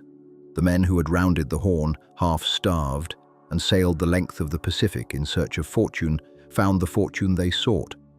And Selkirk, who had joined the sea to escape a small life, and had spent 4 years in the emptiest solitude a man can know, found himself at last on the path to the wealth that had drawn him out into the world in the first place. The great prize of the whole expedition came off the coast of Mexico, where Rogers and his ships lay in wait for one of the fabled treasure galleons that sailed each year between Manila in the Philippines and the port of Acapulco, carrying the silks and spices and riches of the East across the Pacific to the markets of the Spanish Empire. These Manila galleons were among the richest ships in the world, and the dream of every privateer who sailed the South Seas was to take one, though few ever managed it, for the galleons were large and well armed, and the seas were wide. Rogers and his men lay in patient ambush, and in time a galleon appeared, and after a hard engagement they took her, and found aboard her a treasure of enormous value, one of the great captures of the whole age of privateering. A second larger galleon they attempted also, but she proved too strong and too well defended, and after a fierce exchange in which Rogers himself was gravely wounded, struck through the face by a musket ball, they were forced to let her go. But the prize they had taken was riches enough, and with it and their other plunder, the ships turned at last westward across the Pacific to begin the long homeward voyage around the world. That homeward passage led them across the immense breadth of the Pacific to the islands of the East Indies, and there they refitted and traded and dealt with the Dutch authorities who controlled those waters, and then on across the Indian Ocean, around the southern Cape of Africa, and up the length of the Atlantic toward home. It was a voyage around the entire circumference of the globe, one of only a handful of such circumnavigations that had yet been achieved. And Selkirk, who had come so close to ending his days upon a lonely island, saw in the course of it more of the world than all but a few men of his time would ever see. The ships came home to England in the autumn of the year 1711, sailing at last into the Thames, laden with the accumulated wealth of their long adventure, and the men aboard them, Selkirk among them, were, by the standards of ordinary sailors, made rich by their share of the plunder, though the lawyers and the investors would wrangle for years over the exact division of the spoils. Selkirk had been gone from England for some 8 years. He had sailed out a quarrelsome sailing master aboard a doomed ship, had been marooned and given up for lost, had lived 4 years and more in a solitude almost beyond imagining, had been found and restored, and had sailed on around the whole world, taking his share of one of the great privateering fortunes of the age. He returned a changed man, and a moderately wealthy one, with a strange tale to tell and a purse to match it. And for a time he was a figure of some curiosity in London, the marooned mariner, the man who had lived alone for years upon a desert island in the South Seas. His story began to spread. Woodes Rogers published the journal of his voyage, and in it the account of the castaway of Juan Fernandez, and the reading public of England, ever hungry for tales of far places and strange survivals, took up the story with delight. Here was a true adventure, stranger than any invention. A real man who had truly lived alone upon a real island at the edge of the known world. And the tale of it passed from mouth to mouth, and from pamphlet to pamphlet. And Alexander Selkirk, the shoemaker's son from Largo, found himself, for a season, famous. Among those who took an interest in his story was one of the most celebrated writers of the day, the essayist and playwright Richard Steele, who sought Selkirk out and spoke with him at length, and afterward published, in a periodical of his called The Englishman, an account of the man and his adventures drawn from Selkirk's own lips. Steele's essay is one of the most valuable records we have of Selkirk after his return, for it captures something of the man himself, his manner and his words, as no ship's journal could. Steele described him as a man of good sense, grave and composed in his bearing, marked by his long solitude in ways that the discerning eye could read, and Steele recorded a saying of Selkirk's that has echoed down the centuries, a remark the mariner made about the peace he had known upon his island and the discontent that his wealth and his return had brought him. Selkirk told Steele, in words that Steele set down and that have been repeated ever since, that he was now worth £800, but had never been so happy as when he was not worth a farthing, when he had lived alone and content upon his island with nothing at all to his name. It is a saying that goes to the very heart of his story, and to a question about human happiness that has troubled thoughtful people in every age, whether the things we chase and strive for bring us the contentment we imagine they will, or whether contentment lies somewhere else entirely, in a place we can only reach by losing everything we thought we wanted. For that, in the end, was the strange discovery that Selkirk carried back from his island, and it was the discovery that would haunt the rest of his days. He had gone to sea to seek his fortune, and he had found it, and it had not made him happy. He had escaped at last the smallness and the constraint of his early life, and had won wealth and fame and freedom, and yet the peace he had known was not to be found in any of these things. He had known it only in the place he had most dreaded, upon the lonely island, in the solitude he had feared would destroy him.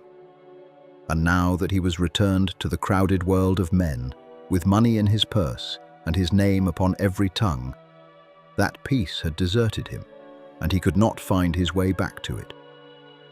The island had spoiled him, in a sense, for ordinary life.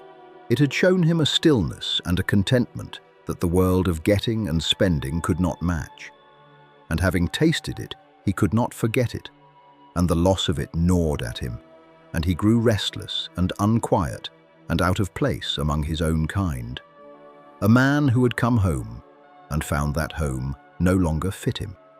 In time, Selkirk left London and made his way north again, back to Scotland, back to the small town of Lower Largo on the shore of the Firth of Forth, where he had been born and raised, back to the family and the community he had fled so many years before. He returned as a man transformed almost beyond recognition, no longer the raw and reckless youth who had run off to sea to escape the discipline of the Kirk, but a weathered mariner in his mid-30s, grave and quiet, and marked by experiences that no one in that little town could begin to comprehend. There is a story, often told of his homecoming, that when he first walked into the parish church of Largo, into the very kirk from which he had once been summoned and had fled, his own mother did not at first recognize the silent, sun-darkened stranger in the pew, and only knew him when some gesture or some turn of his features brought the memory of her lost son flooding back. Whether the tale is exactly true or has been polished in the telling, it captures a real thing about his return, the strangeness of it, the sense that the man who came back was not quite the man who had gone away, that something had happened to him out there beyond the world's edge that set him apart from all the settled folk of his native town. He did not settle easily. The peace he had known upon the island would not come back to him among the houses and the fields and the faces of Largo, and the old restlessness that had driven him to sea in the first place stirred again within him, sharpened now by the memory of a solitude he could not recover. It is said that he could not bear the closeness of the town, the constant company, the endless talk and the press of other lives after so many years alone, and that he sought out solitude wherever he could find it. Behind his father's house, on the rising ground above the town, he is said to have made himself a kind of retreat, a hollow or a cave among the trees and rocks, where he would go to be alone, to sit in the quiet and look out over the sea. As he had sat and looked out over the sea from his island, and to try, perhaps, to recover something of the stillness he had lost. The neighbors thought it strange, this grown man with money in his pocket, digging himself a solitary den upon the hillside and retreating to it to sit alone by the hour. And it became one of the tales the town told about its returned wanderer, the melancholy castaway who could not learn to live among men again. He had brought back with him, too, the habits and the skills of his island life, and these also set him apart. He had learned upon the island to take a strange delight in the taming of wild creatures, and it is said that at Largo he would catch the young cats of the town and tame them as he had tamed the feral cats of Juan Fernandez, and that he taught the local children to do the same, a gentle and eccentric occupation for a man who had once been the despair of the town's good order. He was quieter now, less given to the quarrels and outbursts of his youth, but a shadow lay upon him, a settled melancholy, a distance in his eyes, as of a man whose thoughts were always partly elsewhere, upon a green mountain in a distant sea, where he had once been, in Rogers's phrase, the absolute monarch of all he surveyed.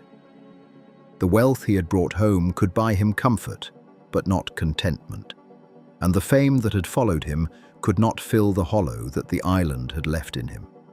And he moved through the ordinary life of the town like a man half present, forever measuring the small world around him against the vast and lonely freedom he had known and lost.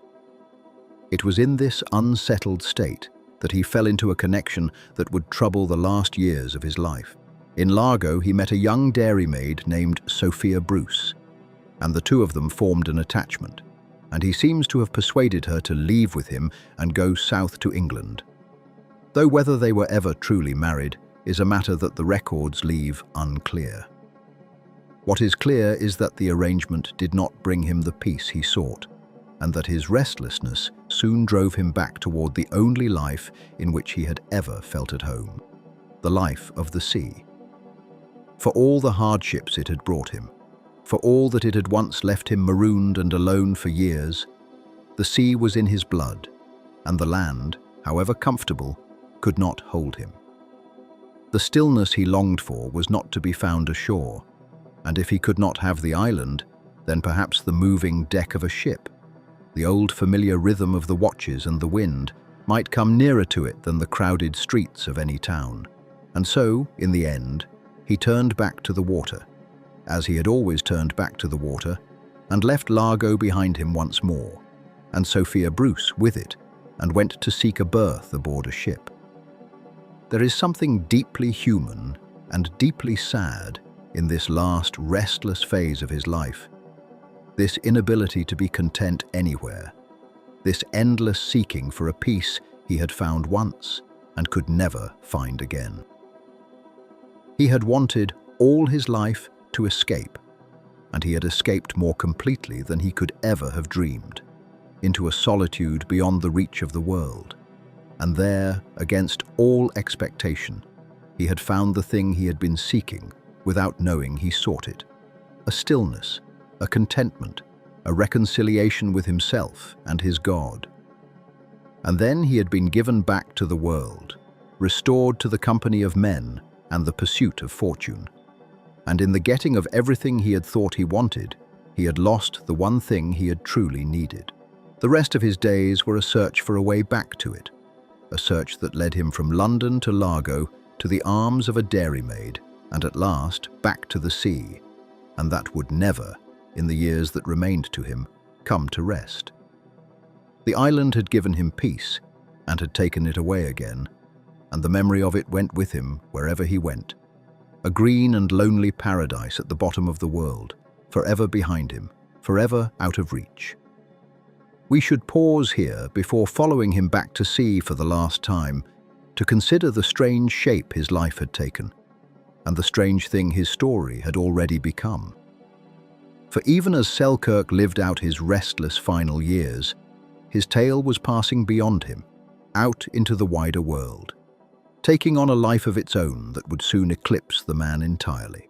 The journals and the essays and the pamphlets had spread his story far, and among the many readers who took it up was one whose imagination would seize upon it and transform it into something that would outlast Selkirk, outlast his century, and reach down through the ages to readers who would never know that the marooned mariner had ever truly lived.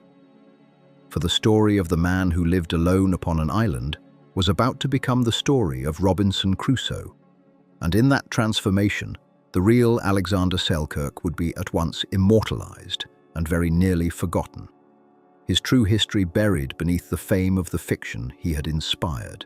The book that would carry Selkirk's story to the ends of the earth appeared in the year 1719, and its author was Daniel Defoe, a London writer of astonishing energy and range, a merchant and a journalist, and a pamphleteer who had lived a life almost as various and precarious as any of his own characters, and who now, in his late 50s, produced the book that would make his name endure.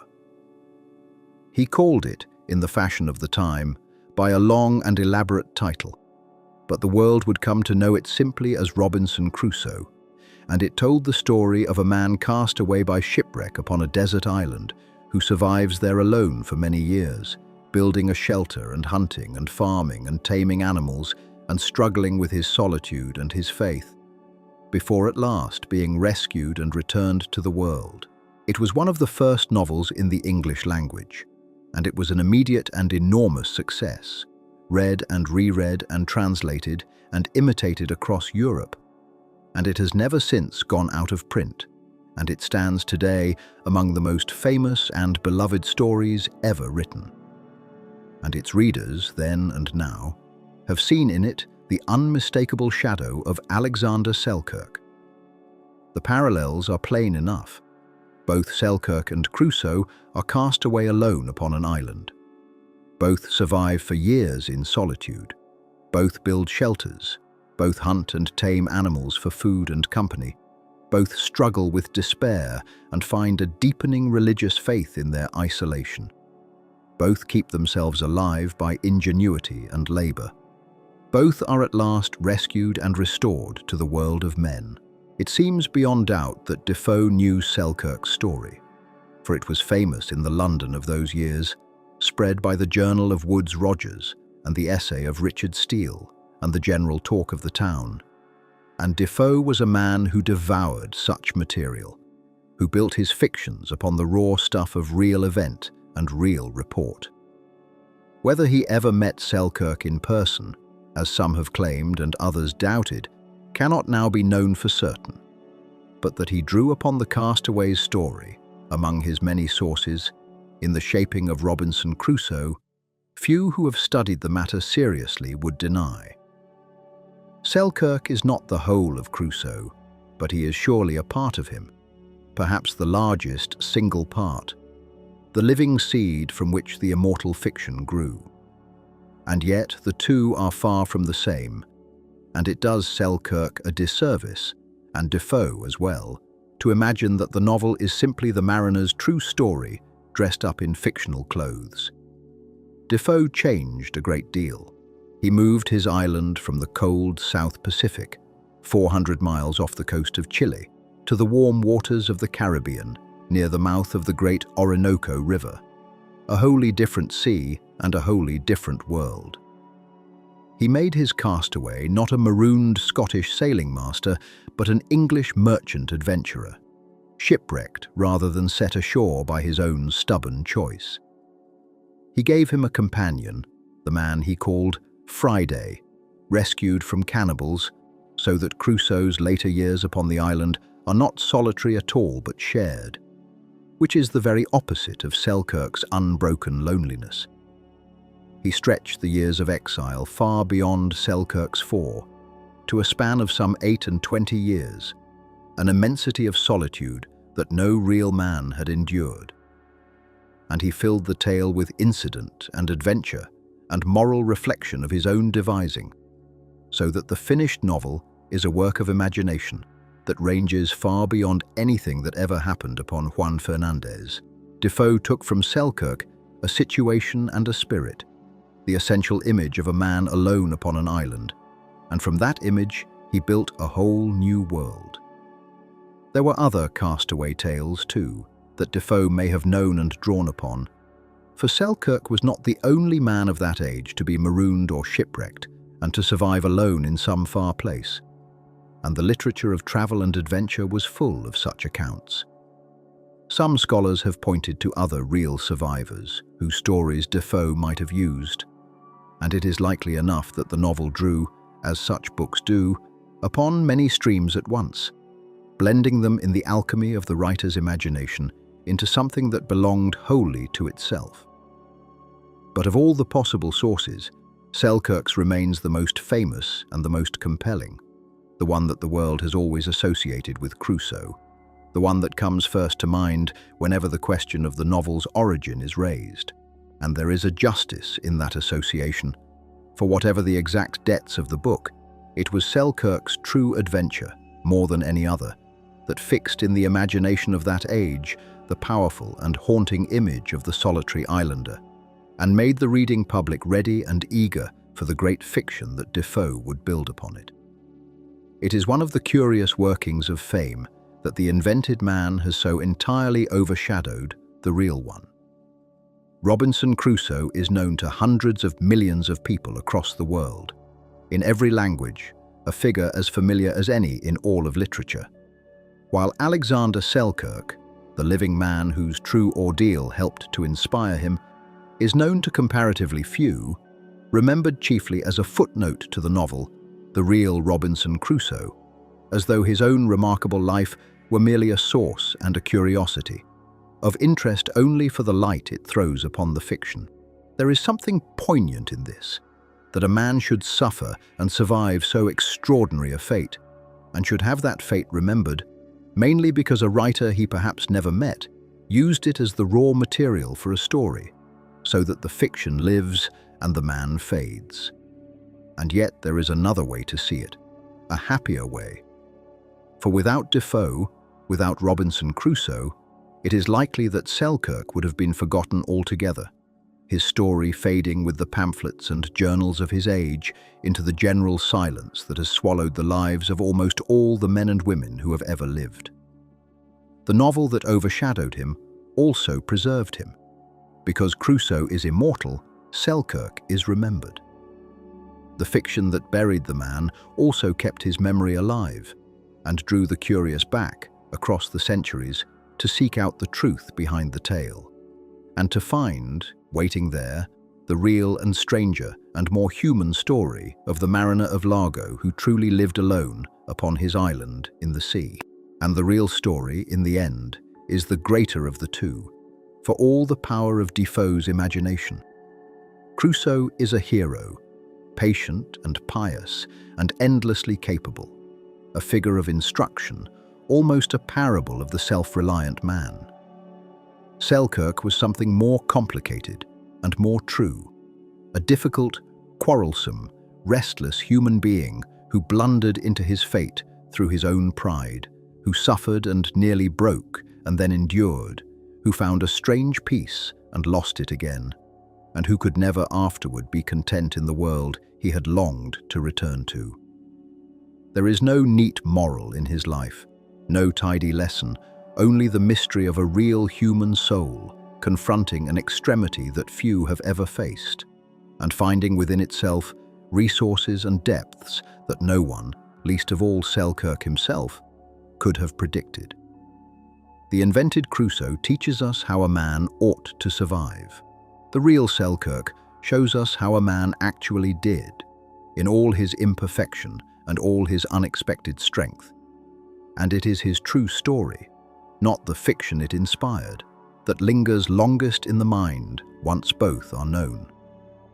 The last years of Alexander Selkirk's life carried him back, at length, to the sea that had made and marked him, and to an ending that seems, in its quiet way, almost fitting for a man who had never been able to rest upon the land. Some years after his return, still restless, still unable to settle into the comfortable life his fortune might have bought him, he entered the Royal Navy and took a place aboard a king's ship, resuming the seafaring life that was the only life in which he had ever seemed at home. He had married again by this time, or formed another attachment, to a widow named Frances Candice, whom he met in the port of Plymouth in the south of England. And there was some tangle in his affairs, for the earlier connection with Sophia Bruce had never been cleanly ended, and the two women would in time both put forward claims upon his estate. But such complications were the ordinary stuff of a sailor's scattered life, and Selkirk, whatever peace he sought, seems never quite to have found the still harbour of a settled domestic happiness. The sea called him back, as it always had, and he answered, and went aboard his ship and sailed away from England for the last time. The ship was a naval vessel called the Weymouth, and she was bound for the coast of West Africa, upon the ordinary business of a king's ship in those waters, patrolling against pirates and protecting the trade of the realm. It was a hard station, that African coast, and a deadly one, not so much for any danger of battle as for the diseases that haunted those tropical shores. The fevers that came up out of the swamps and the rivers and swept through the crews of the ships that lingered there, laying low, strong men by the score and carrying them off within days. The sailors of the age dreaded the fever coast of Africa above almost any other posting, for the sickness there took a heavier toll than any enemy, and a voyage to those waters was too often a voyage from which many of the crew would never return. And it was there, upon that fever-haunted coast, in the closing months of the year 1721, that the long and strange journey of Alexander Selkirk came at last to its end. The fever took him as it took so many others, some sickness of the tropics, a yellow fever most likely, or some kindred pestilence of those latitudes, came aboard the Weymouth and moved through her crew, and Selkirk was among those it claimed. He sickened and weakened and died aboard the ship, off the coast of West Africa, in the month of December in the year 1721, at the age of some 45 years. And in the custom of the sea, his body was committed to the deep, sewn into a shroud, and slipped over the side into the waters of the Atlantic, to sink down into the same ocean that he had sailed for so much of his life, that had carried him around the whole world, that had left him marooned upon its loneliest island and had borne him home again. There was no grave for him upon the land, no stone in the kirkyard at Largo where he had been christened, no marker to say where he lay. The man who had lived alone upon an island in the sea was given at the last to the sea itself, and the waters closed over him, and the ship sailed on, and Alexander Selkirk passed out of the world as quietly as he had once passed, out of the sight of his shipmates upon that distant beach, leaving behind him only his strange story and the fame it had won. He left, too, the tangle of his affairs and the two women who claimed to be his widow, and after his death there was a dispute over the modest fortune he had gathered, the wealth of his privateering days, which the courts were left to untangle as best they could. It was a small and ordinary sort of aftermath for so extraordinary a life, this squabble over pounds and possessions, and there is something almost bleakly comic in it, that a man who had been the absolute monarch of a green island in the Pacific, who had known a solitude and a peace beyond the reach of any wealth, should have his estate picked over in the courts by rival claimants once he was gone. But so it is with most human lives, however remarkable, that they end in the same small and untidy way, and the world moves on, and the affairs are settled, and the man is put away into memory. What was extraordinary about Selkirk was not his death, which was ordinary enough for a sailor of his age, but the strange island interlude in the middle of his life, the 4 years and more of utter solitude that lifted his story out of the common run and gave it the power to endure. For the story did endure, long after the man was gone, long after the courts had settled his estate, and the last of those who had known him had themselves died and been forgotten. It endured in the pages of Woodes Rogers and Richard Steele, in the great fiction of Daniel Defoe, in the endless retellings and adaptations that Robinson Crusoe would spawn across the centuries. And it endured, too, in the very landscape of the world, upon the island itself, which came in the end to bear the name of the fiction it had helped inspire. For the lonely mountain in the sea, the island that the Spanish had called Mas a Tierra, the green kingdom where Selkirk had reigned alone for 4 long years, was in a much later age given a new name by the government of Chile, which had come to own those waters. And it was called, in honor of the story, Robinson Crusoe Island, so that the real place where the real man had truly lived was renamed for the fiction that had grown out of his solitude, and a second island of that same lonely archipelago, further out in the ocean, was given the name of Alexander Selkirk himself, so that the mariner and the character he inspired now face one another across the water, each with an island of his own, the man and the myth divided at last between 2 green peaks in the vast Pacific, keeping their long and separate vigils above the sea. It is possible, even now, to go to that island, to the place where Selkirk lived, and to climb the steep green slopes to the high saddle of land, the lookout point where, it is said, the marooned mariner would go day after day to gaze out across the empty ocean in the direction from which rescue might one day come, watching for the sail that for so long did not appear. There is a marker there now, set upon that wind-swept height by visitors of a later age, in memory of the solitary Scot who once kept his lonely watch upon that spot. And from it one can look out, as he looked out, upon the immense and indifferent sea, and imagine something of what it was to stand there, year upon year, alone, a single human figure upon a mountain in the ocean, 400 miles from any other soul, waiting and hoping and slowly making a kind of peace with a solitude that most of us can scarcely begin to comprehend. It is worth lingering, before the story closes altogether, upon the question that lies at the heart of it, the question that has drawn readers and dreamers back to Selkirk and to Crusoe for 3 centuries now, and that will likely go on, drawing them for as long as human beings live crowded together, and wonder, in their quieter moments, what it might be to be entirely alone.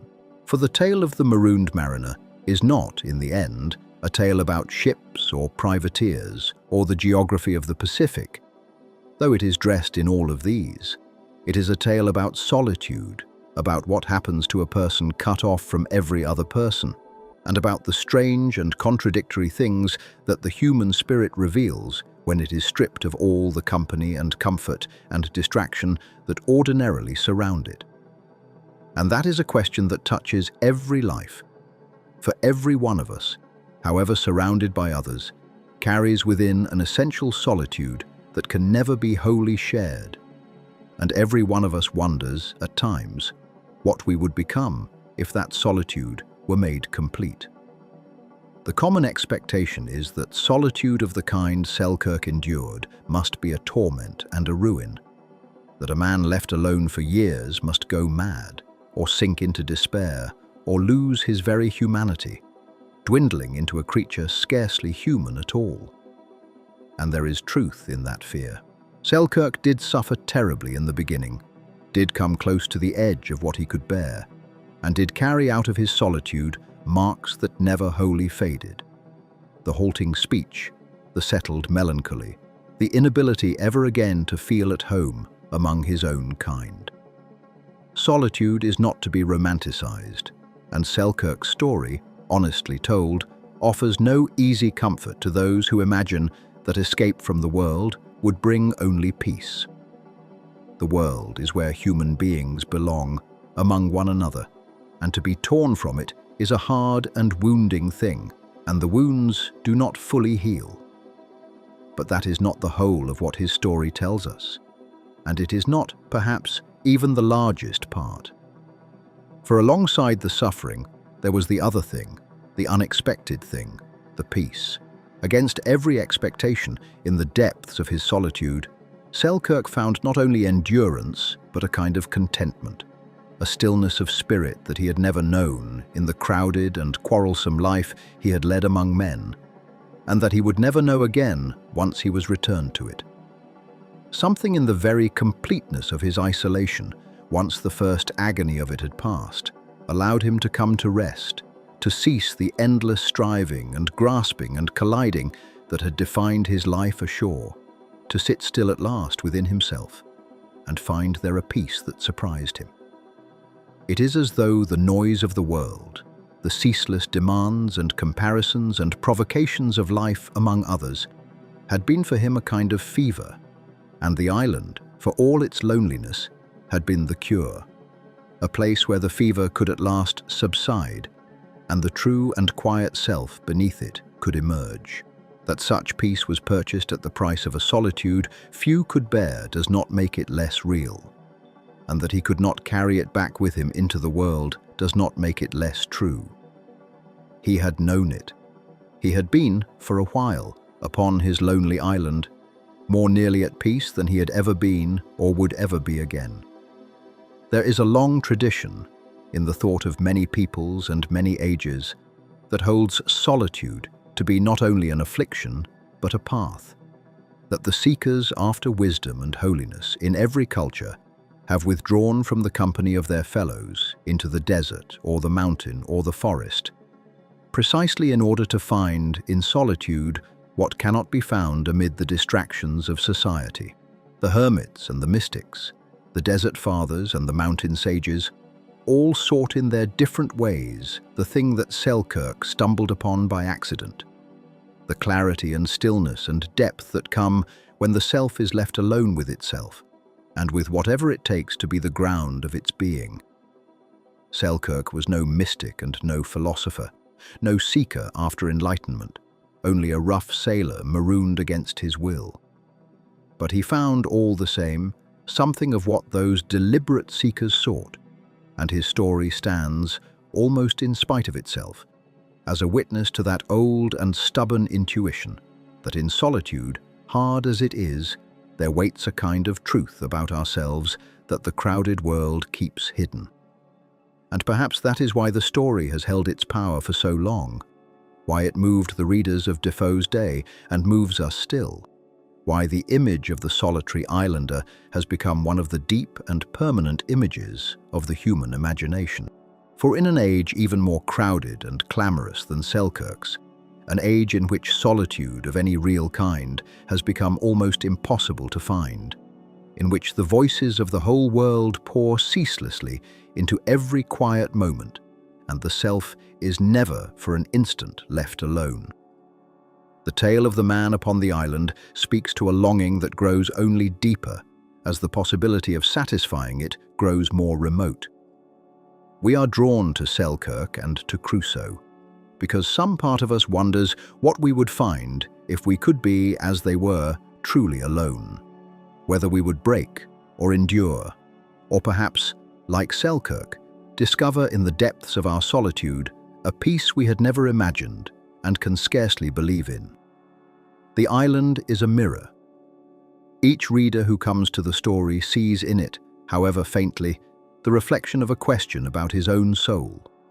And it is that reflection, more than any adventure or incident, that has kept the tale alive across the centuries, and will keep it alive for centuries yet to come. The green island itself endures, out there in the vast Pacific, much as it was when Selkirk knew it, its steep forests still wrapped in cloud, its streams still running down to the sea, its goats still ranging the high slopes. The descendants, perhaps, of the very goats he hunted, some of them still bearing. Who knows, in the long inheritance of their kind, the memory of the ears he slit so many generations ago.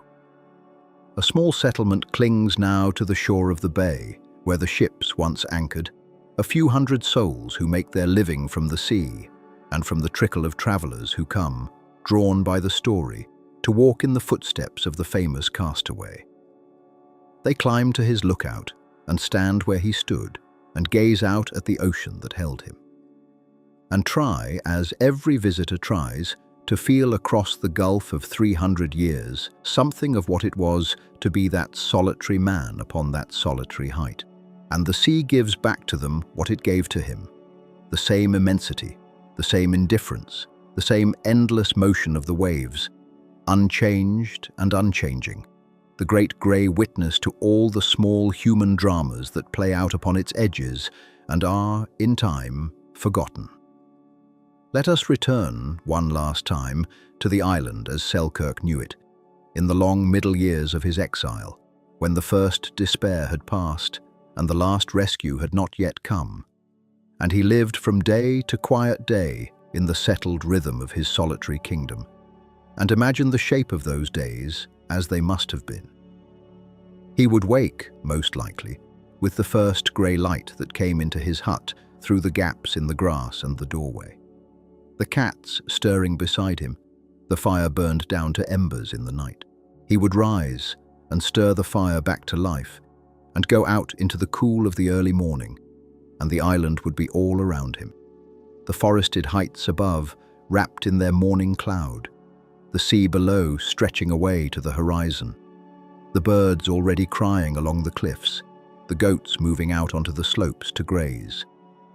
He would drink from the cold stream and eat something, some cold meat kept from the day before, or gather crayfish from the shallows, and then set about whatever the day required: the hunting, the gathering, the mending of his huts and his clothes, the endless small labor of keeping himself alive and his little domain in order. The days had their seasons, and the seasons had their moods.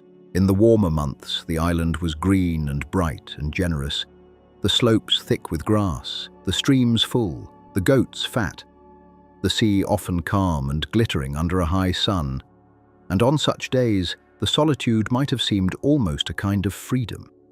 A man alone in a green paradise, with all his time his own, and no master over him but the sun and the tides. But there were other days in the cooler and wetter season when the clouds came down low over the heights and the rain fell for days together, drumming on the roof of the hut, turning the slopes to mud, swelling the streams, and the sea rose grey and heaving under a low sky. And the wind came off the water, cold and ceaseless, and on such days the solitude must have pressed in hard, and the hut with its fire and its cats have been a small and precious refuge against a world of wet and wind and grey, unending water. He learned the weather as a farmer learns it, reading the signs in the sky and the sea and the behaviour of the animals, knowing when to expect the rain and when the fair days would return, living close to the pulse of the natural world as few men of his civilized age ever did. And there were the nights. When the sun went down behind the western sea and the brief tropical dusk gave way to dark, the island became another place entirely. vast and close and full of sound, the surf working endlessly at the rocks below, the wind moving in the high forest, the strange calls of the night birds, and above it all the enormous southern sky, crowded with more stars than any city dweller has ever seen, the great wheel of the heavens turning slowly overhead, the unfamiliar constellations of the southern hemisphere burning cold and bright over the black shape of the mountain and the paler shape of the sea. Selkirk, who had been a navigator, knew those stars, knew their names and their courses, and on clear nights he could lie outside his hut and watch them wheel, and perhaps take some comfort in them, in their constancy, in the thought that the same stars, or some of them, shone down upon the distant lands where other men lived, upon Scotland and the sea he had sailed, and the home he had left, so that the sky at least was a kind of bridge between his solitude and the world he had lost. And then the fire would burn low, and the cats would gather close, and he would sleep, alone upon his bed of skins, on his island in the sea. One more night added to the long, uncounted tally of his exile. It is in these small and unremarkable details, more than in any dramatic incident, that the true texture of his solitude lives. The daily and nightly reality of a life lived entirely alone, without event, without company, without the marking of the days by anything but the slow turning of the natural world. Most of his 4 years upon the island were made up of such ordinary days. Days of simply living, of eating and working and resting and watching the sea. Days that left no trace in any record because nothing happened in them worth the recording. And yet, it was in the sheer accumulation of these empty days, month upon month, season upon season, year upon year, that the real work of his solitude was done. The slow whirring away of the restless, quarrelsome man he had been, and the slow emergence of the quieter, stiller man who would be taken off the island at the last. Solitude does its work not in great moments, but in the long, grinding patience of ordinary time. And Selkirk's transformation, such as it was the fruit of 1,000 uneventful days, each one seeming to bring no change at all of them together remaking him from within. And through all of it, waking and sleeping, working and resting, in the bright days and the grey ones, there ran beneath the surface of his solitude the constant undercurrent of hope and its companion fear, the longing for rescue and the dread that it would never come, or would come in the wrong shape, in the form of the Spanish enemies he had learned to hide from. Every day he must have looked, at least once, out at the horizon, scanning that unbroken line where sea met sky for the small pale mark of a sail. And every day the horizon gave back only emptiness, and he must have turned away and gone on with his tasks, and told himself that perhaps tomorrow, or the next day, or the next season, the sail would come. That it did come at the last, after 4 years and more of empty horizons, is the mercy at the center of his story, the turning of his long solitude toward a happy end. And it is impossible not to feel, across all the distance of the centuries, something of the joy that must have swept over him on that February day when at last a boat pulled into his beach and human voices called out to him across the water, and the long, long silence of his exile was, in an instant, forever broken. So ends the story of Alexander Selkirk, the mariner of Largo, the man who quarrelled his way into a solitude that made him famous, who lived 4 years and more alone upon a green mountain in the Pacific, who was found and rescued and made rich and restored to the world, and who could never afterward find his way back to the peace he had known upon his lonely island, and who died at last of fever off the coast of Africa and was given to the sea. It is a small life. In the great scale of things, the life of one obscure sailor among the countless thousands who sailed the oceans of that age and left no mark upon the record, and it would have vanished as utterly as theirs have vanished. But for the strange accident of his marooning, and the stranger fortune of the fame it won him. And yet, it is a life that speaks, across 300 years, more clearly and more movingly than the lives of many a king and conqueror whose deeds fill the histories, because it touches something that lies deeper than any throne or battle. The mystery of what a human soul becomes when it is left entirely alone. The sea keeps its own accounts, and it is patient beyond all human patience. It carried Selkirk out to his island, and left him there, and carried him home again, and carried him at the last down into its own depths. And it goes on now as it went on then, unchanged and indifferent, breaking upon the shores of that far archipelago as it broke upon them while he watched, rolling its great swells across the emptiness of the Pacific as it rolled them before ever a human eye had seen that ocean, or a human voice had named it. The island endures, and the sea endures, and the story endures, but the man is gone, 3 centuries gone, down into the water and the silence. And all that remains of him is the tale, and the 2 islands that bear the names of the man and the myth, and the marker on the wind-swept height where he kept his lonely watch, and the quiet that gathers there when the travelers have gone. And the sea alone keeps vigil over the place where a solitary man once lived and hoped and slowly made his peace with a loneliness beyond our imagining. There is a particular kind of stillness that belongs to such places, the places where lost voyages end and lost lives are quietly remembered. And it is a stillness that seems to hold within it all the weight of the years and all the silence of the sea. To sit with a story like Selkirk's, to follow it slowly to its close, is to be brought into the presence of that stillness, to feel for a little while the vastness of time and the smallness of the human figures who move across it and are gone, and to find in that feeling not despair but a strange and gentle peace, the peace of things settling at last into their long rest.